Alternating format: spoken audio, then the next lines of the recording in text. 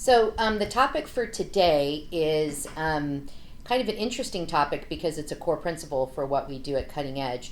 It's the idea of a multidisciplinary team. So, to define multidisciplinary, and I'm not going to give you a real technical definition because there are many, and actually, it's very gray when you talk about interdisciplinary, transdisciplinary, and multidisciplinary. But at Cutting Edge, what multidisciplinary means for us is it's all the disciplines that we have here, which is occupational, speech, physical therapy, ABA services, and of course we're adding on counseling.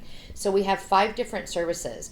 And multidisciplinary means that we all work together as a team for that client, but I like the expression share the road but stay in your own lane. So a physical therapist is going to stay in their lane, an occupational therapist is going to stay in their lane, but they're going to cross over in the care for this client. So an example of a multidisciplinary team in action, let's take something like feeding, okay? A client has feeding issues. So the speech therapist is going to work directly on the repertoire of food and the chewing of the food. But the OT might be working on actually getting that food into the mouth. So are they using their fingers? Are they using a utensil? Physical therapy is going to be working on positioning. So does the child need to be positioned a certain way in a certain type of seat for optimum posture to be able to eat?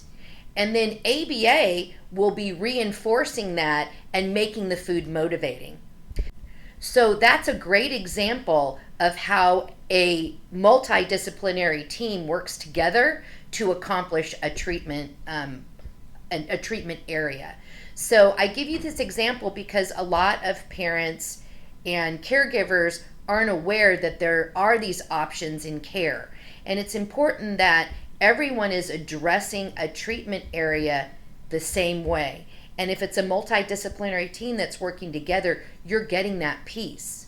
So typically, when you will go to a center that offers, let's say, speech and occupational therapy, if they aren't all a part of that company, they are contracted in service.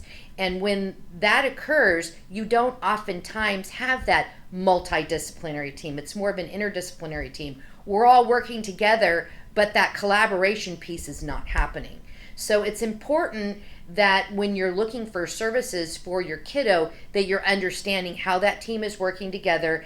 And we want to make sure everybody's on the same page so that when the kiddo is working on something like feeding, everybody's giving the same type of input and it's not confusing. That's the way we learn to generalize a skill.